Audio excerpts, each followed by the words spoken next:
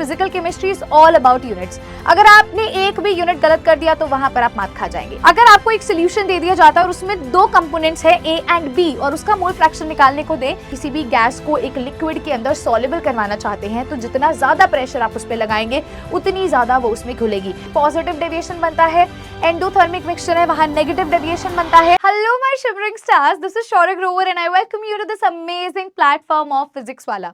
मैं तहे दिल से आपका स्वागत करती हूँ आपके अपने सीयूईटी वाला वाईटी चैनल पर।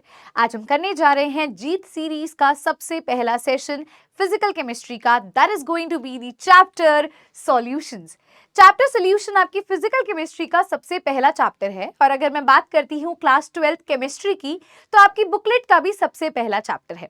अब ये जो पर्टिकुलर चैप्टर सॉल्यूशन है ये आपके सीयूईटी एग्जाम और बोर्ड एग्जाम दोनों के लिए ही बहुत ज्यादा इंपॉर्टेंट है।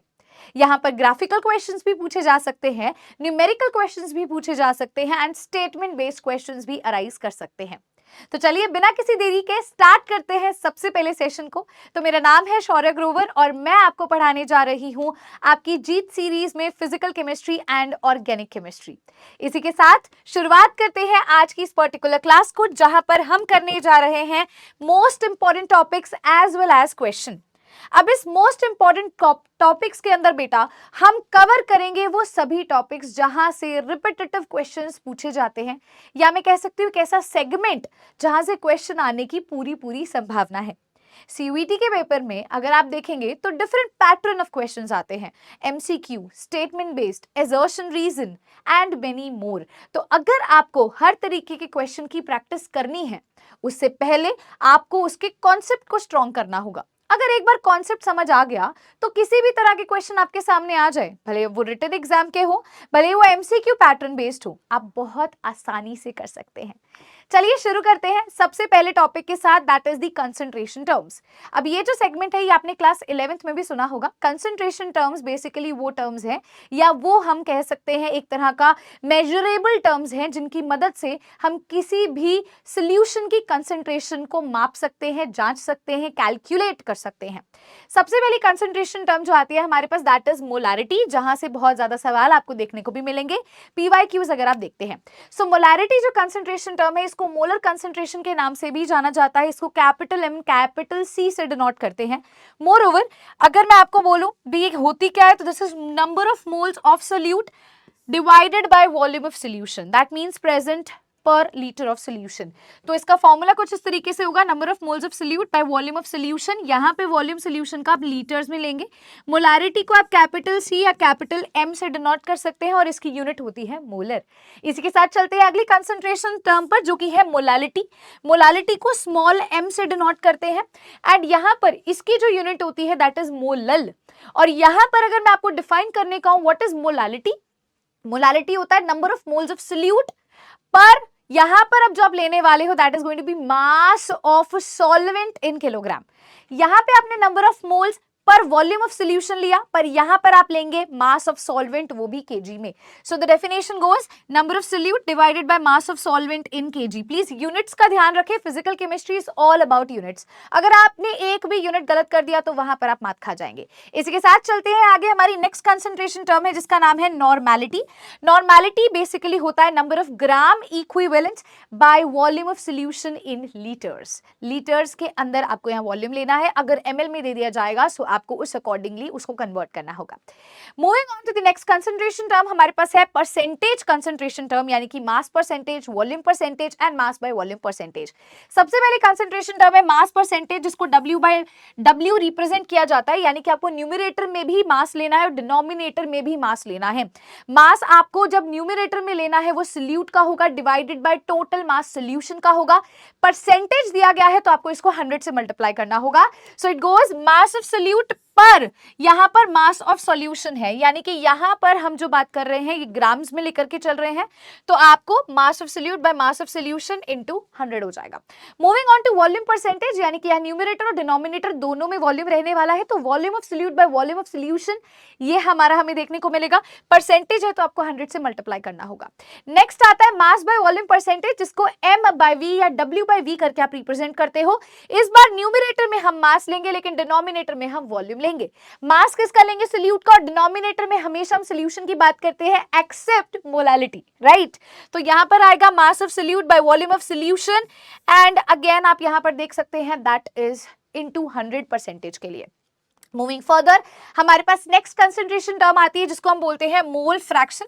हम इसे इस तरीके से रिप्रेजेंट करते हैं, अगर आपको एक सोल्यूशन दे दिया जाता है और उसमें दो कंपोनेंट्स है ए एंड बी और उसका मोल फ्रैक्शन निकालने को दे, so always remember the mole fraction of the first component plus the second component will always be equivalent to 1। तो इनका सम हमेशा 1 के इक्विवेलेंट होगा। अगर आप किसी एक का कैलकुलेट कर लेते हैं तो दूसरे का 1 से सबट्रैक्ट करके कैलकुलेट कर सकते हैं। एक और फॉर्मूला, अगर आपको मोल फ्रैक्शन में पर्टिकुलर एक कंपोनेंट का बोलूं कैसे निकालते हैं, so that is going to be the number of moles of A by में total moles। तो यहाँ पे समेशन का साइन लिखा हो गया है, दैट मीन्स टोटल मोल्स आपको लेने होंगे। Moving on to the next concentration term जिसका नाम है पार्ट्स पर मिलियन, जिसे हम पीपीएम कहते हैं। तो यहाँ पे सेम आपको मास परसेंटेज की तरह ही करना है, बट आप वहां परसेंट में, सेंट का मतलब 100 है, तभी आप उसको 100 से मल्टीप्लाई करते हो। यहाँ पीपीएम में आपको मिलियन दिया गया है तो आपको इसको मल्टीप्लाई करना है 10 की पावर 6, यानी कि आपको मास सॉल्यूट का लेना है divided by mass of solution. अगर आप इंटू 100 कर देते तो मास परसेंट बन जाता। यहाँ आपको पीपीएम बोला गया, पर मिलियन बोला गया है, तो आपको 10 की पावर 6 से मल्टीप्लाई करना होगा। सो ये थी कंसंट्रेशन टर्म्स जहां से आपको क्वेश्चन देखने को मिल सकता है आपके एग्जामिनेशन के अंदर। मूविंग फर्दर, हमारा नेक्स्ट मोस्ट इंपॉर्टेंट टॉपिक आता है जिसका नाम है हेनरीज लॉ। बिल्कुल सही सुना आपने, हेनरीज लॉ, यानी कि वही लॉ जो ये एक्सप्लेन करता है भी जब हम कोका कोला की बोतल को ओपन करते हैं तो हमें गैस के बबल्स देखने को मिलते हैं। वही हम कह सकते हैं हेनरीज लॉ जब हम ट्रैकिंग करते हैं और हमें सांस चढ़ने लग जाती है तो उसकी एक्सप्लेनेशन हमें देता है। वही हेनरीज लॉ जब आप स्कूबा डाइविंग करने जाते हैं तो आपको पता चलता है भी जब आप नीचे जाते जाएंगे तो प्रेशर बढ़ेगा या घटेगा, सांस लेने में प्रॉब्लम आएगी या नहीं आएगी, और जब आप वापस नीचे सरफेस से ऊपर आने की कोशिश करेंगे, ग्राउंड लेवल से अगर आप ऊपर आने की कोशिश करते हैं अंडर वाटर से, तो क्या इफेक्ट पड़ता है उसका और इससे क्या प्रॉब्लम हो सकती है।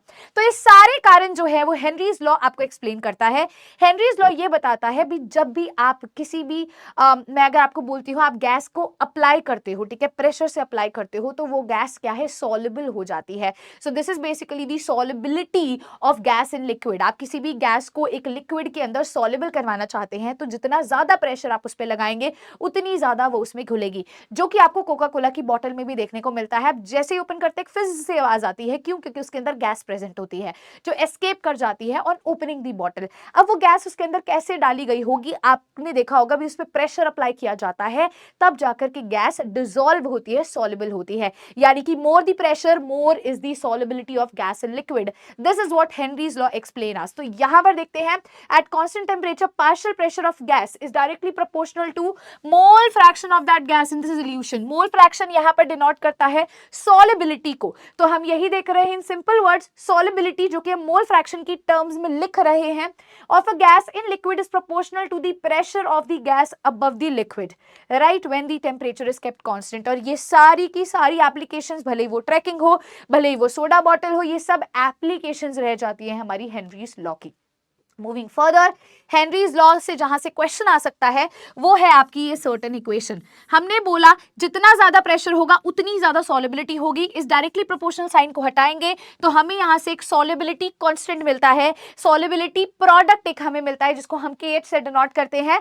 हेनरीज लॉ कांस्टेंट हम इसको बेसिकली बोलते हैं क्योंकि हेनरीज लॉ की बात की गई है। तो हेनरीज लॉ कांस्टेंट जो है इस पे क्वेश्चन आता है भी अगर आप सॉल्युबिलिटी बढ़ाते हो तो इसकी वैल्यू पे क्या फर्क पड़ेगा, you have to tell us. तो जितना ज्यादा प्रेशर उतनी ही आप ज्यादा सॉल्युबिलिटी देखते हो और उतनी कम वैल्यू आपको किसकी मिलेगी, KH की, हेनरीज लॉ कांस्टेंट की मिलेगी। मूविंग फर्दर, अब हमारा next topic most important topic आता है जिसको हम बोलते हैं ideal and the non ideal solution. यहां से बहुत दफा सवाल आते हैं। सो आइडियल सॉल्यूशन वो होता है जो राउल्ट्स लॉ को फॉलो करता है और नॉन आइडियल सॉल्यूशन वो होता है जो राउल्ट्स लॉ को फॉलो नहीं करता है। आइडियल सॉल्यूशन के अंदर आप सारी चीजें अगर यहां पर ऑब्जर्व करते हैं तो आप ये देखते हैं भी जो पहले की इंटरेक्शन थी जब सॉल्यूट और सॉल्वेंट मिक्स किए गए होंगे that is going to be same form after the solution is being obtained. लेकिन नॉन आइडियल में ऐसा नहीं होता है, इंट्रैक्शंस आइदर स्ट्रांग होती हैं या वीक होती हैं before and after the solution.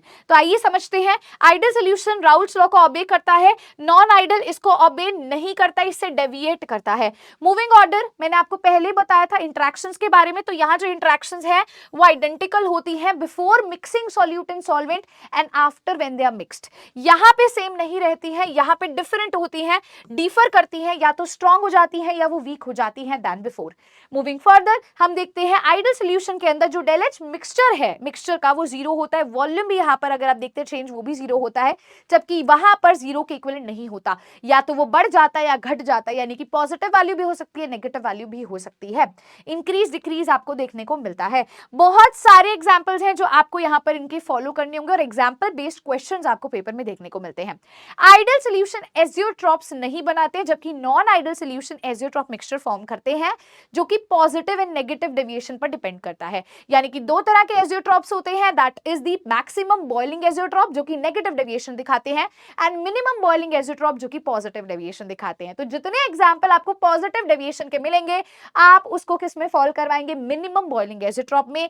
जितने एग्जांपल आपको मैक्सिमम बॉइलिंग एजियोट्रॉप को मिलेंगे आप उसको नेगेटिव डेविएशन के अंडर फॉल करवाते हैं, सारे एग्जांपल्स वहां जाएंगे। तो उसी के साथ वहां से भी क्वेश्चन आपको देखने को मिल सकता है, differentiating between positive deviation and negative deviation. जैसे कि मैंने आपको बोला सॉल्यूट और सॉल्वेंट को आपने मिक्स किया और सोल्यूशन बना, तो उनकी इंटरेक्शन के बेसिस पे हम बोलते हैं भी जब आपने उनको मिक्स किया तो हो सकता है उनकी इंटरेक्शंस वीक थी बाद में स्ट्रांग हो गई, हो सकता है पहले स्ट्रांग थी बाद में वीक हो गई, उस बेसिस पे हमने इन्हें पॉजिटिव और नेगेटिव डेविएशन में डिसोसिएट किया, डिफरेंशिएट किया। स्टार्ट करते हैं पॉजिटिव डेविएशन के साथ। तो यहाँ सॉल्यूट सॉल्वेंट की इंटरेक्शंस वीकर होती हैं देन बिफोर। अगर हम बात करते हैं नेगेटिव की, तो जो सॉल्यूट सॉल्वेंट बाद में सोल्यूशन बन रहा है उसकी इंटरेक्शन स्ट्रॉन्गर होती हैं। आगे चलते हैं तो यहां पर आप देख सकते हैं ये पॉजिटिव डेविएशन बनता है, एंडोथर्मिक मिक्सचर है वहां नेगेटिव डेविएशन बनता है, यहां डेल वी पॉजिटिव होगा, वहां डेल वी आपको क्या देखने को मिलेगा, नेगेटिव देखने को मिलेगा। इनके examples are very very important for your CUET examination, for your board examination. आगे बढ़ते हैं हमारे अगले टॉपिक पे। So now we are gonna start with the colligative properties. सबसे पहली कॉलिगेटिव प्रॉपर्टी जो मैं आपको एक्सप्लेन करने जा रही हूं that is going to be relative lowering of vapour pressure. इसकी मदद से आप बाकी की दो कॉलिगेटिव प्रॉपर्टीज को समझ सकते हैं, अंडरस्टैंड कर सकते हैं। So if I am going to explain you the relative lowering of vapour pressure, let's take this certain example. एक एग्जांपल लेने वाले हैं जहां पर हमारे पास है सॉल्यूट, हमारे पास है सॉल्वेंट और इनको मिलाने से एक सॉल्यूशन क्रिएट होता है। Let's talk about it. तो सबसे पहले मेरे पास है सॉल्वेंट और इसमें मैंने ऐड किया है सॉल्यूट, जिससे मुझे क्या मिल गया है, I have got a solution. हमने यहां पर सॉल्यूशन ऑब्टेन किया है। यहां पर जो मैं सॉल्वेंट लेने वाली हूं it is going to be non volatile. देखिए अब ये बहुत इंपॉर्टेंट चीज है, वॉलेटाइल एंड नॉन वॉलेटाइल की बात करते हैं। तो volatile is something which generally exerts vapour pressure, non volatile वो होता है जो वेपर प्रेशर एक्सर्ट नहीं करता है। तो यहां पर अगर हम एक सब्सटेंस को लेने जा रहे हैं, लेट्स अंडरस्टैंड भी हमारे पास सॉल्वेंट जो होने वाला है that is going to be volatile, ये वेपर प्रेशर एक्सर्ट करेगा, जबकि सॉल्यूट जो हम लेने वाले हैं वो हम नॉन वॉलेटाइल लेने वाले हैं नेचर में, मतलब ये वेपर प्रेशर एक्सर्ट नहीं करने वाला। तो अगर मैं बोलती हूं सॉल्वेंट के पार्टिकल्स आपके पास ए पार्टिकल्स हैं, आपके पास सभी पार्टिकल्स ए पार्टिकल्स हैं और सॉल्यूट के पार्टिकल्स आपके पास बी पार्टिकल्स हैं। आपने कैसे सॉल्यूशन बनाया होगा, जब आपने सॉल्यूट को सॉल्वेंट में डाला होगा तब जाकर के आपको एक सॉल्यूशन मिलेगा। सॉल्यूशन में हमें दोनों तरह के पार्टिकल्स मिलते हैं जिसको हम बोल रहे हैं ए बी पार्टिकल्स। अब मैं आपसे बस इतना पूछना चाहूंगी, यहां पर जो पार्टिकल ए थे ये जो वेपर प्रेशर एक्सर्ट कर रहे थे हम इसको बोल सकते हैं P not A, that means pure pressure of the component A. Solvent pure pressure जो एक्सर्ट करते हैं, प्योर क्यों, क्योंकि और कोई कंपोनेंट नहीं है। क्या ये वेपर प्रेशर एक्सर्ट करेंगे, नहीं, क्यों, क्योंकि ये नॉन वॉलेटाइल है नेचर में, ये वेपर प्रेशर एक्सर्ट नहीं करेंगे। जब हम इन्हें मिक्स कर देंगे सिर्फ ए प्रेशर एक्सर्ट करेंगे, बी प्रेशर एक्सर्ट नहीं करेंगे। सो माय क्वेश्चन इज पहले के मुताबिक क्या प्रेशर बढ़ा या प्रेशर घटा। तो मैम बहुत सिंपल सा लॉजिक है, पहले यहाँ पर देखा जाए तो 5 मॉलिक्यूल्स थे जो प्रेशर एक्सर्ट कर रहे थे, लेकिन जब सोल्यूशन बना तो ए के सिर्फ 2 ही हमें मॉलिक्यूल्स दिख रहे हैं सरफेस पे जो प्रेशर एक्सर्ट कर रहे हैं, यानी कि पहले के मुताबिक प्रेशर घट गया, डिक्रीज कर गया, यही हमारी कॉलिगेटिव प्रॉपर्टी है, that is relative lowering of vapour pressure. Vapour pressure पहले के मुताबिक डिक्रीज कर गया। अब मैं पूछूं कितना डिक्रीज कर गया, क्वेश्चन आ सकता है on lowering of vapour pressure, तो कितनी लोअरिंग हुई आपसे ये पूछा जाए तो इनिशियल में से कितनी लोअरिंग हुई, तो पी को हम माइनस करेंगे, पी इसका प्रेशर हो जाता है, कहीं भी आपके से नॉट मिल जाए वो प्योर का प्रेशर है। अब आपसे पूछूं relative lowering of vapour pressure कितना होगा, यानी कि पहले के मुताबिक आप उसको कंपेयर कर रहे हो, तो मैम इतना लोअर हुआ, इनिशियल कितना था, इनिशियल इतना था, ये है relative lowering of vapour pressure.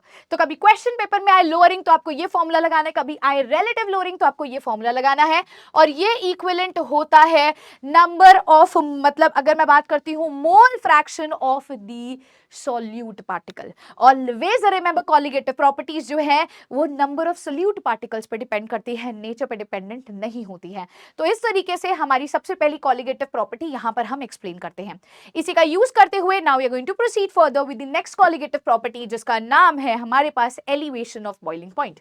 तो हमें एलिवेशन कैसे दिख रहा है बॉइलिंग पॉइंट में, आइए समझते हैं किस प्रकार से हमें एलिवेशन दिख रहा है। आपको हमेशा पता होना चाहिए vapour pressure is inversely proportional to boiling point. जिसका बॉइलिंग पॉइंट ज्यादा उसका वेपर प्रेशर कम, जिसका वेपर प्रेशर ज्यादा उसका बॉइलिंग पॉइंट कम।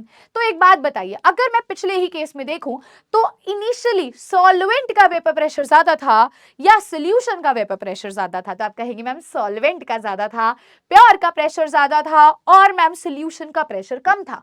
जिसका प्रेशर कम था उसका बॉइलिंग पॉइंट ज्यादा होगा, वेरी सिंपल। तो यहां पर यही देखा गया मैम, ये सॉल्वेंट का क्या है, this is the vapour pressure of the solvent, और सॉल्यूशन का वेपर प्रेशर क्या है, उससे कम है।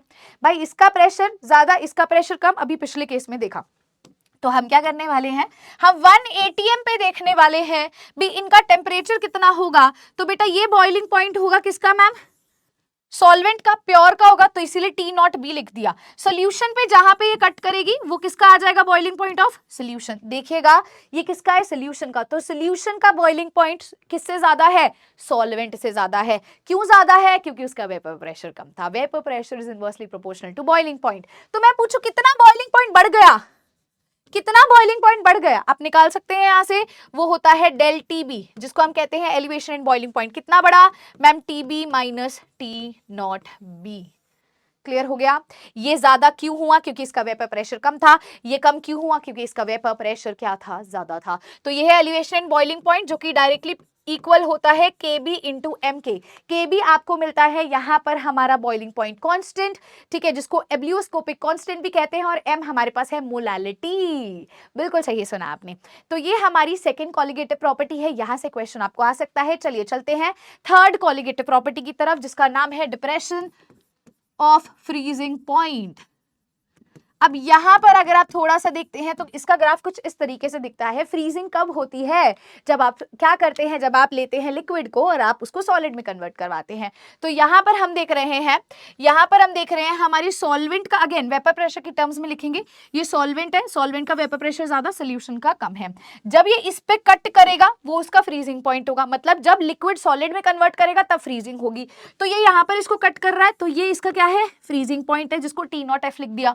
प्योर सॉल्वेंट का है, इसको ये यहाँ कट कर रहा है सोल्यूशन वाला, तो ये TF हो गया। कौन है ज्यादा मैम, सॉल्वेंट का ज्यादा। यानी कि ये क्या हो गया है, यानी कि ये क्या हो गया है, ध्यान से देखिएगा, यहाँ पे अगर आप थोड़ा सा देखेंगे तो मैम डिप्रेशन हो गया है फ्रीजिंग पॉइंट का। पहले देखो ये प्योर है और ये क्या सोल्यूशन है, प्योर वाले से क्या हो गया मैम, कम हो गया, प्योर वाले से क्या हो गया, कम हो गया, तो डिप्रेस हो गया। पिछले केस में आप देखते हैं तो बॉइलिंग पॉइंट क्या हो रहा है मैम, सोल्यूशन का बढ़ रहा है, एलिवेट कर रहा है, सॉल्वेंट से ज्यादा है, सोल्यूशन का ज्यादा है, इसीलिए एलिवेशन आया, एलिवेट कर गया, बढ़ गया। कितना एलिवेट किया वो आपने निकाल लिया, ये कितना घटा वो बेटा डिप्रेशन होगा। क्यों मैम, क्योंकि हमने फाइनली सोल्यूशन को देखना है ना, सोल्यूशन का तो कम हो गया तो डिप्रेस्ड है, यहाँ सोल्यूशन का ज्यादा है तो वो एलिवेटेड है। तो यहाँ पे इसकी वैल्यू कितनी आ जाएगी, डेल TF होता है डिप्रेशन, जो कि हमारे पास हो जाएगा T0F माइनस TF, और ये भी इक्वल होगा KF इंटू में मोलालिटी के। ठीक है, क्रायोस्कोपिक कांस्टेंट कहते हैं कि एफ को, ठीक है, साथ ही साथ हम ये कहते हैं फ्रीजिंग पॉइंट कांस्टेंट भी हो जाएगा और एम स्टैंड्स फॉर मोलालिटी। ये हमारी थी थर्ड कॉलिगेटिव प्रॉपर्टी। अब बात करते हैं ऑस्मोटिक प्रेशर की। तो ऑस्मोटिक प्रेशर वो प्रेशर होता है जो लगाया जाता है उस साइड पर ताकि मूवमेंट को स्टॉप किया जा सके एक तरफ से दूसरी तरफ आने में।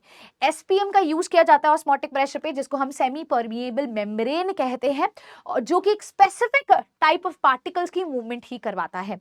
सो let's understand all the colligative properties. Osmotic pressure का फॉर्मूला डायरेक्ट है, pi is equal to i into M into R into T.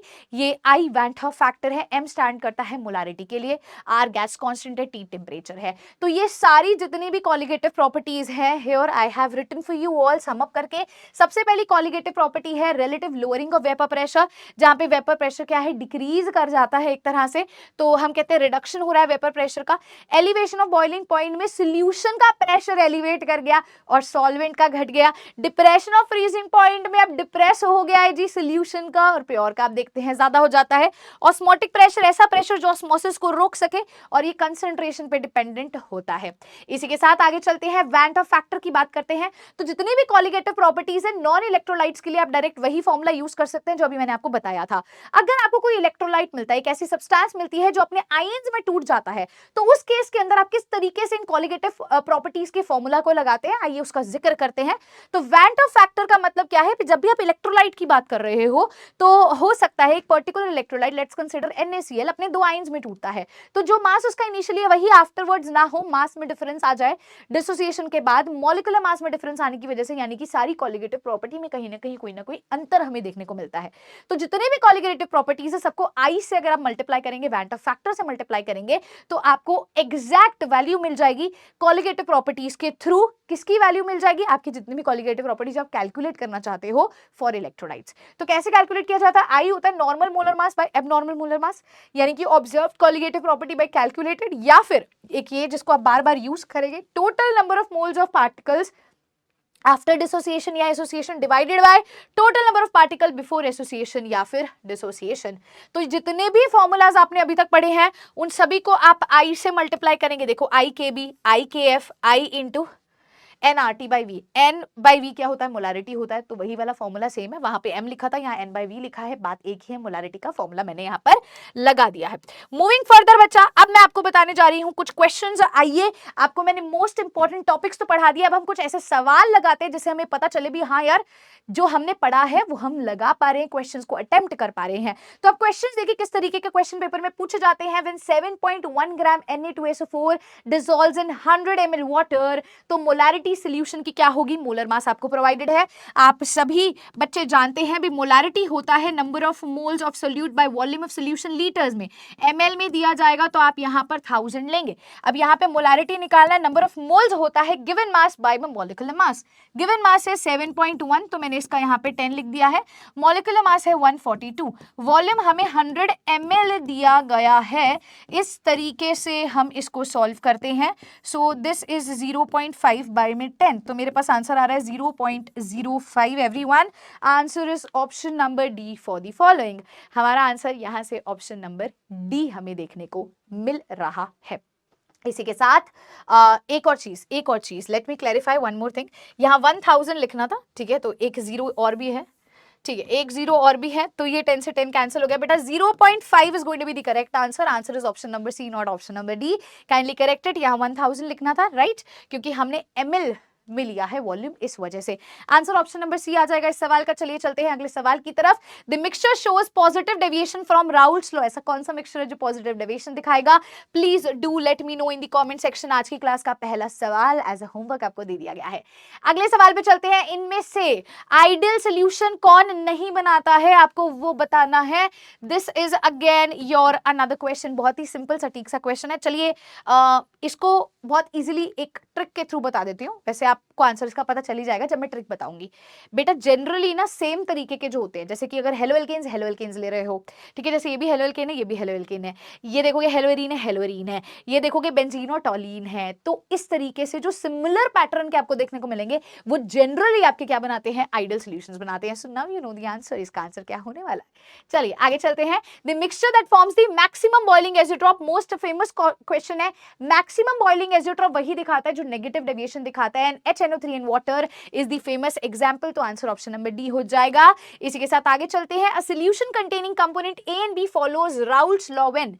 Raoult's law कब फॉलो होता है? जब आइडियल सोल्यूशन होता है, और आइडियल सोल्यूशन के दौरान ए और बी की interaction before and after same रहती है। तो राउल्ट्स लॉ आइडियल सोल्यूशन दिखाता है जहां पे सेम इंटरेक्शन होगी। तो हमारा आंसर आएगा ऑप्शन नंबर सी इस पर्टिकुलर क्वेश्चन का। आइसोटोनिक सॉल्यूशंस क्या होते हैं? आइसो का मतलब होता है सेम, एंड यहां पर बात की जा रही है ऑस्मोटिक प्रेशर की। जब सेम ऑस्मोटिक प्रेशर होता है तो उसको बोला जाता है isotonic solution. Which of the following has the least freezing point? आपको कुछ केसेस दिए हुए हैं, बहुत सिंपल सी बात है बेटा। फ्रीजिंग पॉइंट के केस में आपको अपने इस फॉर्मूला का इस्तेमाल करना है एंड आंसर बताना है चैट में।